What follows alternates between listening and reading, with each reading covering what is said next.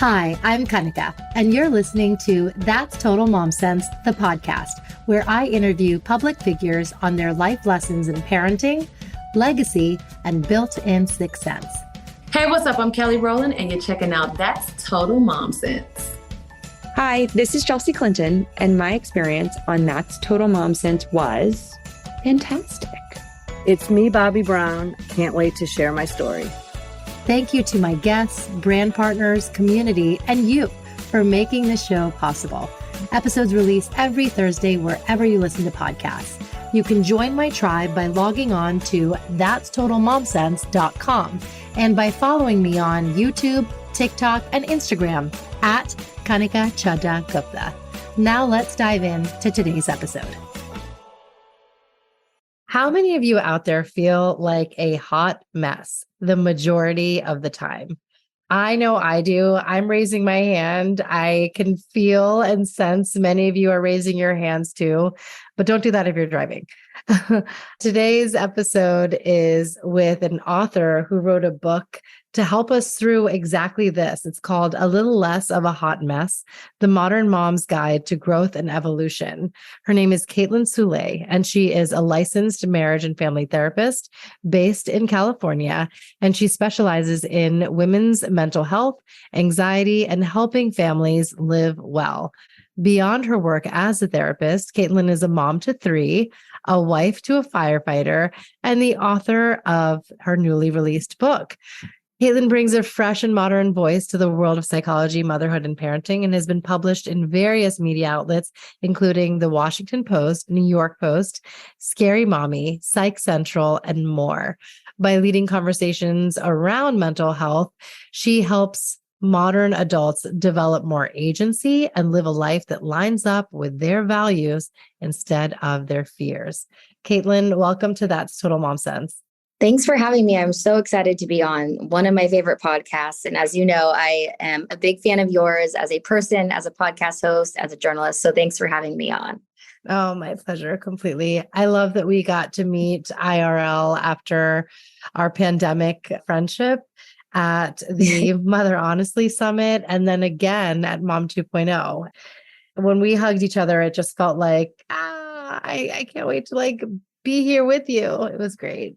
Yeah, I feel that too. Every once in a while, you just meet somebody like that where you just feel the instant connection. And that's what it felt like. But I'm sure many people feel like that when they meet you. So thank you.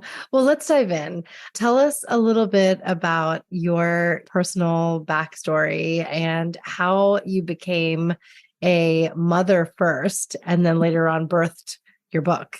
That's where I feel like in so many ways I was born, right? There was like a me before kids and then there's a me after kids. And I know that many women and mothers feel the same. I always knew I wanted to be a mom. I wasn't one of those kids who dreamed of like exactly how many babies I was going to have and how it would look. But I knew that I wanted motherhood to be in my future. And so I became a mom very quickly after we got married at around 30. I assumed it was going to take me a while to get pregnant just because I know the stories, being in the work that I am. I worked with a lot of women who were dealing with infertility. And fortunately, it happened very quickly for us. And then it was came as this huge surprise. We got pregnant. I think it was 2 months after we got married. And then I had 2 girls within 15 months of each other. So really fast track. Yeah, fast track into motherhood. And then ended up having my son a couple years later.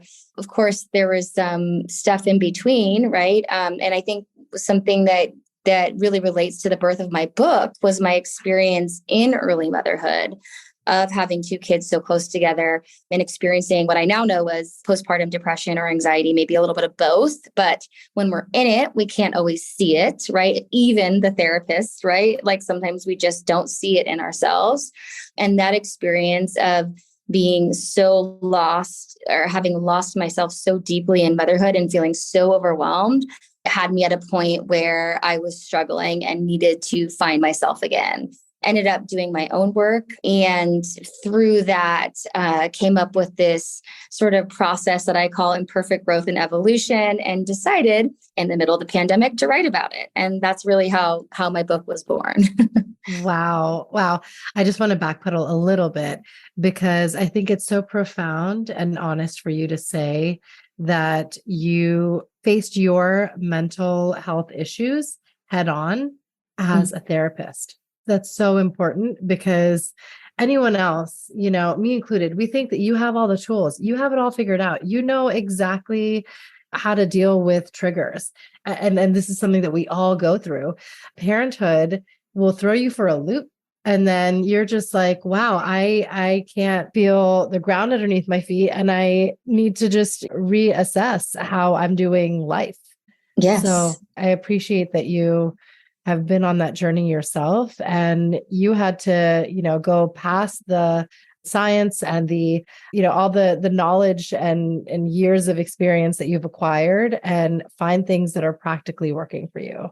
Honestly, that was the hardest part. I think you spoke to that so well. I think for any profession you're in, but especially if you're in the field of wellness or personal growth or mental health, there's this like sort of self-stigma we have, right? Where it's like, we should be able to, and let alone just as women and as moms, we feel like we should be able to handle all the things. I think externally, it looked like everything was fine. Many people can relate to that, but inside I felt like a hot mess, and not like in a cute way. I know the title of my book is cute, but like I really felt like a hot mess. To be able to say, like, waving the flag, like, I need some help here. It took me a while. It didn't happen overnight, but I'm sure glad I did. It helps me understand, like, on a visceral level, what the women I'm working with who are especially new moms are going through. Although my experience isn't exactly the same, I can feel what it feels like to be in their shoes. Yes, 100%. Tell us about what you uncover in the book. It's a kind of a mix of my own personal experience and my clinical experience, of course. It's really hard to separate the two in my line of work, but the process that I created, called Imperfect Growth and Evolution, consists of 3 R's. So it's rewrite, restore, reclaim. And so the rewrite part of the book, I broke it up into 3 sections. I broke it up into 3 sections because I really wanted the book to be digestible and like usable. I didn't want to write a book where people were like, oh, that was some great information, like moving on. I wanted them to be able to come back to it and actually like have some tools to use. So the rewriting piece was really mimicked my own process, which was, what are the beliefs that I'm holding on to in my life, and especially as it pertains to motherhood, that don't really serve me anymore. One of those, for instance, was I should feel, right, any kind of way. Like, I should feel grateful only to be a mom. Like, I should always have all that BS about positive vibes and gratitude. And, I love gratitude, but the idea that motherhood is enough,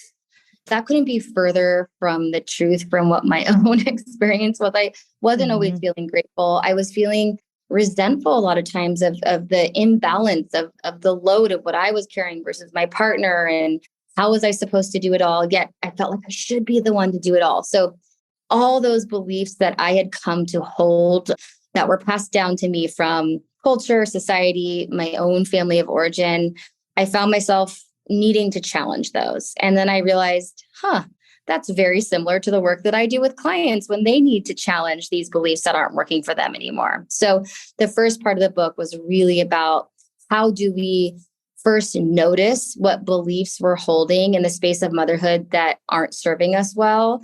And then how do we challenge them and change them? And at the end of each that part, I really, like I said, I really wanted there to be an exercise. So you'll find exercises at the end of each chapter. Yes, I love that. I want to just draw on one now. So this is on page 152, and it's under Reclaim Your Life. It says, let's work toward change. So where do we start when it comes to cultivating a growth mindset for ourselves and helping our children to do the same? And at the end of the day, I think that's the key concept here. That's why I started this whole show is, how do we find purpose in our lives and then enrich our kids to do exactly that, and, kind of build up this next generation by leading by example. So once you figure out what that stuck point is for you, see if you can create some space around it by even just imagining doing something differently. If you've always wanted to start a blog, but are worried you don't have enough to say or that people will judge you, start with keeping a journal. Remember, it doesn't matter where you start, just that you decide to start. It'll be worth it, I promise, both for you and your children. And on the practice part of it, I love that there's pages where you can take notes and use as a scratch pad for all your ideas and visualizations and everything. So the practice is, who in your life do you admire for exhibiting a growth mindset? Somebody who has made mistakes but continues to keep moving forward or trying again. When in your life could you have benefited from adopting a stronger growth mindset? How willing are you to make mistakes or fail in the service of your values? And lastly, pick one thing you're committed to trying to do that is risky and uncertain, but you believe will help you grow, and take that up, whether it's public speaking, starting that podcast, whatever it may be. I love that you are encouraging your readers as you're educating them. Oftentimes, when we're reading self-help books, if you will, we tend to disengage because it's like, okay, that you just came at me with a lot and I wasn't able to connect it to my own day-to-day rigmarole. So then it's like you've only read a book a few chapters in and that's it. Yeah. Too much. Yeah. So the fact that you tie it back into the reader's own personal account is brilliant. Thank you. Yeah, I think that was really, like I said, I think part of being a therapist is and the work of therapy is we recognize that it's not a one way, like I'm not the expert sharing things with you. I am a person collaborating with you and together we will work through this. And so I really wanted to write the book in that way. And it's really the best work that I've done has always been collaborative and reflective. Yes. And now tell us more about how you devised your 12 invitations. I don't have any scientific process other than sitting down and thinking about the myriad of issues that people come into therapy with when it comes to feeling stuck and the issues that I've had. So things like changing narratives, things like setting boundaries, things like letting go of people pleasing, sitting with uncertainty. Those are all the main issues that I see people come into therapy with. And that, like I said, I've experienced myself. So I sat down and I thought about all the sort of key players in this work of growth and came up with that. And there were 12 of them. There's probably more, but I think that those are the main ones. And when I said no scientific process, what's really interesting is I'm a big fan of, I've seen thousands of clients at this point. And so I think it is, it's research in the sense of I know what real life people are actually coming in to talk about. And I wanted to make it an invitation instead of this is what you need to do. Because I feel as we're speaking to the invitation into growth, leaves so much more room for flexibility and space for each person's individual experience. So I wanted to be inviting instead of a demand. Yes, I love that. Can you share some of, your client stories, those that have been able to, make progress in their lives, and of course, keeping things confidential?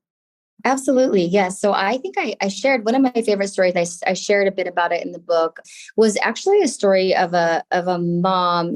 Her kids were in their 20s at the time she came to see me, and she had spent years and years, decades really, of dedicating her life to her children and being in service to them and everyone else, not just her children, her partner, her work in the world, and had found herself at this impasse where she felt like, who am I now that my kids are gone and out of the house? And what is my worth and what is my value?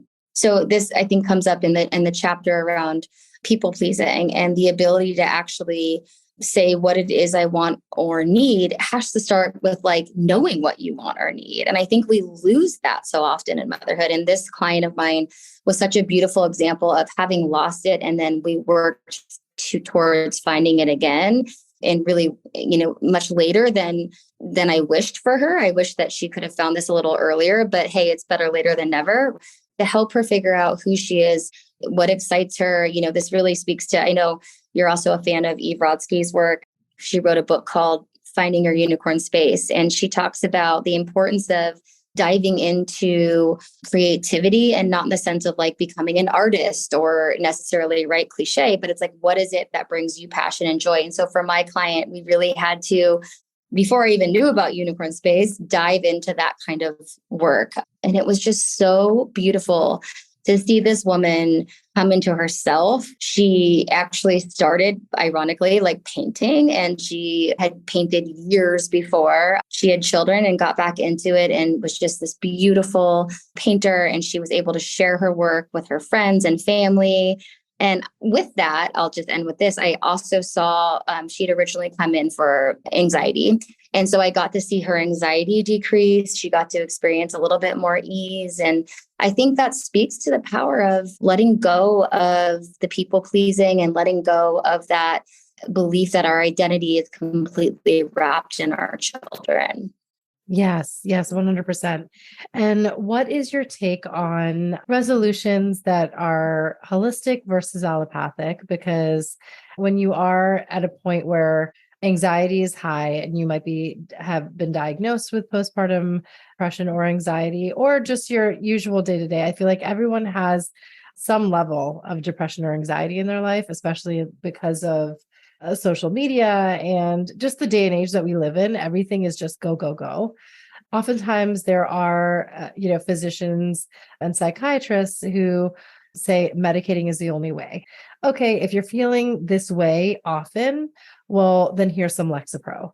I'm more of a talk therapy, growth mindset kind of person. And it's like, but isn't that just a Band-Aid? And I'm not saying I don't want to be ruling out all those that have chosen to go that option. And it's totally viable. That's not the issue at all. But sometimes it's like just treating the symptom. And it's like, believe me, even if I'm on this, I'm going to be faced with some new challenges when the kids are at this phase of life. And you shouldn't have to be like, oh, this pill is going to help me indefinitely. So I want to have other tools that are either supplemental or would allow me to not have to be on medications, period. Yeah, I go to the both and. I think that sometimes people have the level of anxiety and depression and where medication is indicated and can be really, really helpful, even just to get them to the point where they can do the things we're talking about, right? Engage in therapy, engage in reading a self-development book, engage in their life again. So I think medication can be a key element of it. And I also think it's true that sometimes medication is the first line response when really therapy or community, systemic change should be the response or would be a more helpful response. And then there's the third category, which I think a lot of people fall into, where it's like the both, where it's like, I need some medication and I need some therapy. And it changes with time. And with, like you're saying, when your kids are different ages and different stages, like what your capacity is. Right. And when you're dealing with postpartum anxiety and depression, sometimes first year of life, man, I wish I would have leaned on some medication in that time. I didn't really recognize it, but it could have been really helpful. So yeah, I think it's just a really complicated topic, but I love having conversations about it. And I think we need to have more. Yes, 100%. I think you're a therapist who is supportive and a safe space that someone can talk to about that. And I appreciate that it's not like, let's get this script and, out the door. There's so much more to that. Yes, so much more. And I think that, like I said, more often than not, when I'm referring people to psychiatry for a medication evaluation, it's almost always because I think they can just do better work and will make progress faster if they have some help with medication. And then I love seeing clients go through the process, maybe having medication for a while, and then they're like, okay, I'm ready to try getting off it. And then we work through that. And so then we dig deeper. So it's all, I think the point is there's not, like you said, there's not a Band-Aid. There's not just like one fix, which is why I'm really anti, like, here's your exact morning routine to achieve optimal wellness. It's like, give me a break. Like that is just so unrealistic. Right. Oh, I love that. I love that you can keep it real that way. Tell me how you've applied a lot of these principles in raising your kids and helping your clients raise their kids, where now you're helping them with their own growth mindset. Sure. In my own life, it looks like permission to be imperfect, permission to do things like this, like jump on a podcast in the morning and then work on my writing and also make time where I can for myself to go for a run or something. It looks like living what I'm preaching so that I'm investing in myself and my whole self. And then also so that my kids see me doing that. And then if they choose to become parents, have permission to do the same. So I think that's really what I'm trying to model, that both because it feels good to me and because I think it will affect them in a positive way. And with my clients, I think it's really the same. I think it's like encouraging them to take these smaller steps towards growth. I think so often we think like, okay, I'm going to rewrite all these beliefs and then I'm going to work out every day at 6 a.m. and I'm going to go on this cleanse. And really it's about making these smaller steps and strides towards change. It's about that moment that you're maybe in the kitchen with your kid and you lose your shit, you lose your temper. And instead of ignoring it or instead of feeling guilt, you repair. You take the time to say, hey, mom was really frustrated. Mom's imperfect, right? Mom's a human too. I think that's what it looks like. Yes, absolutely. And then what about when they have their own moments of being triggered? Like, just to give you a scenario, this is a heightened situation for me. Morning. So it is, I have all 3 kids in their car seats in the back on the way to school. Sometimes they're like working on coloring or they learn letter writing in class and they're writing in presentation class. So they're writing letters. And then let's say my daughter messes up a letter and the way she wrote her letter A was too big and she like messed up and now there's no eraser on the back of her pencil and she's having a total meltdown. While my 2 boys are making so much noise that it's just, and they're singing, playing, having fun. But I'm also on, the Garden State Parkway. And it's like, I don't know how I can think. So now all of us have our own thing going on, meltdown in the back. And then most of the time the brothers, they get rowdy, but they're enjoying themselves. And then me being like, this is way too much stimulation for me while I'm driving. So how do we deal with each person's own ability to recalibrate? Yeah. Like, this is not going to throw me off because that's when I lose my shit. Do I pull over? Yeah. I feel that in my bones. As you were telling that story, I was like, oh, that sounds like my morning. Like and I literally physically feel my body start to like get tense. So I think that this speaks to what I'm going to say here is to notice what's happening in your body. This is such a therapist response, right? But what's happening in your body when you're hearing all the noise, just like overstimulated, because that's a huge and really difficult part of motherhood, parenthood for me is the overstimulation. And it sounds like for you too. I think it's like all the different noises, they're not even necessarily bad or they're not misbehaving. It's just noise and input coming in, right? Yeah. So I think the first step is recognizing, oh, I'm feeling this in my body. I'm feeling overwhelmed. That sort of like heat is rising, so to speak. And give yourself that chance to take a deep breath or to take a breath, even to breathe before you respond. So I think it starts with acknowledging what's happening in our body, because if I don't, I'm just going to end up screaming and saying, everybody quiet or whatever it is, Yeah. But if we can catch ourselves before that moment, not to be some like scripted, perfect parent, because I really, as you can tell, just don't think that's a very helpful notion. But right. Say, I'm going to take a breath. I'm going to notice what's happening in my body, and then I'm going to respond. So there's just like acknowledgement that happens. And every mom really needs everyone to be quiet. I'm feeling really overwhelmed. Let's take a beat here. Let's take a beat. And they may not be able to do that because their brains are developing and they don't have full control over their emotions, but at least you've honored yourself. And I think that's where it starts. Yes, 100%. And then how do you coach through the meltdown? In the moment, there's unfortunately not much to do other than regulate yourself and try and help. Maybe they co-regulate a little bit. And then in the moment when their emotion isn't heightened and they're not melting down, I think a really great tool is to practice purposely making mistakes or purposely doing things imperfectly, or to model that for them. It really can help them understand that that's just part of being human and it's okay. I use the example of, when you first jump into a pool, it's really cold, right? It's like freezing cold. And then over time, it gets warmer and warmer and we get used to it.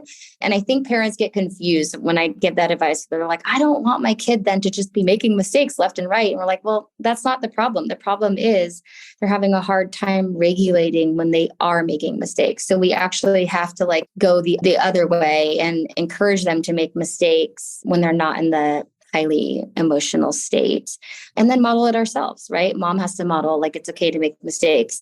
Isn't that great? It gives us permission to be imperfect. Yes. Yes. That's so true. Oh, I love that. That's wonderful. And any mom sense moment that you can share with us where you trusted your intuition? A mom sense moment for me is I have a newly 9-year-old, and in the beginning of the school year, she was just kind of a quick change in behavior. I noticed she was quiet, more sullen, and that was just not like her. She had previously loved school, and she was very closed off about it at first, but eventually I got her to start talking and sharing that she was being sort of socially bullied at school. I know, crazy to think in 3rd grade, but this is actually not crazy for people who are parents. And so my instinct was that this wasn't something that we could just handle at home, and that I did actually need to speak up and go to the school. And in fact, I did. And they ended up forming a girls group, a friendship group with the school therapist, and dealt with it really, really beautifully. And so I think that was a moment where I knew that the people pleaser in me wanted to just be like, okay, we'll deal with this at home. Well, I should, quote unquote, air quotes, be able to deal with it. But instead I handled it like a big girl and actually used my voice and went to the administration. So that was a mom sense moment for me. That's wonderful. And I think there are times where we can allow our kids to handle the conflict resolution, but others where we have to step in. Yes, exactly. And last but not least, where can we find you and your book? My book, A Little Less of a Hot Mess, is on Amazon, Barnes and Noble, really everywhere books are sold online, and then also in some stores. You can request it in your local store. And then my website is just my name, KaitlinSoule.org. That's KaitlinSoule.org. And then if you are in California, I do have a private practice that is growing. It's called Bay Area Modern Therapy, and that's just BayAreaModernTherapy.com.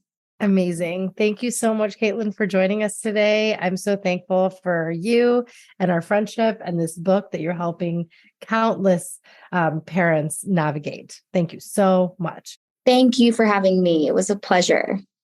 Thank you for listening to my episode with Kaitlin Soule. To learn more about her, you can log on to Well Notes for Her. And she talks about an array of topics, including motherhood through the seasons, modern parenting and reparenting, and her method on how to rewrite, restore, and reclaim our identities after kids. As always, you can follow me on Instagram at Kanika Chadda Gupta and log on to my website, that's totalmomsense.com. That's where you'll find all the episodes and videos and other series that I've launched. And of course, email me if you want to write me a quick note. My email is that'stotalmomsense@gmail.com. Remember, always trust your mom sense and dad sense. Stay strong, super parents. I'll see you next time. That's Total Mom Sense.